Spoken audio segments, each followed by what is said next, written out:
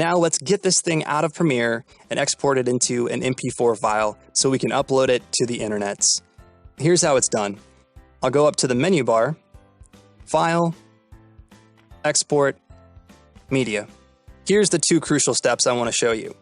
The first is to make sure that the format option is set to H.264. Now, there may be circumstances where you'd use a different format, and I say that because 360 video is constantly evolving, but the standard, the generic, since the dawn of YouTube, has always been H.264, and we don't really see that changing anytime soon. What's even more important is the preset right below it. We want to choose H.264 for format and preset it to match the source itself. By doing that, we're doing two things right. We're creating a format that's uploadable to the internet, platforms like YouTube, Vimeo, and Facebook.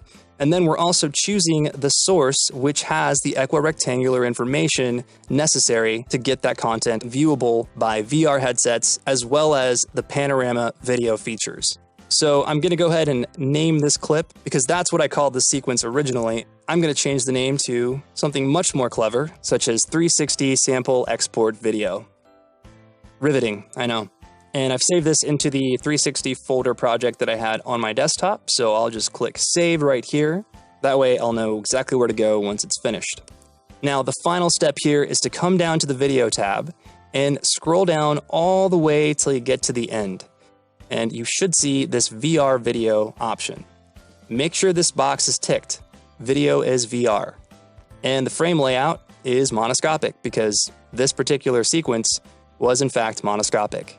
Now, what does this do? Well, in fact, this is the option that injects the 360 metadata into the video file so that when you upload it to YouTube, Vimeo, Facebook, or anywhere else, those players will understand what kind of video it is and will add the panoramic features or the VR headset features for the video to be seen properly. Without this option turned on, the metadata file will not be included, and therefore your video might look more like this on the screen that we're looking at currently, instead of having the VR awesomeness. So just make sure that's turned on.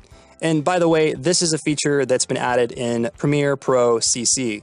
So if you're using Premiere Pro 2015 or anything earlier, you probably won't see this option. In fact, you probably won't see any of the options we've talked about in this course. So if that's the case, I would highly advise to upgrade your version of Premiere Pro. If you don't happen to see this option, but you did see all the other options in our course, don't worry, because there's a solution for that too, and we'll go over it in a few minutes. For now, I'm just going to click the export button and let Premiere do its thing.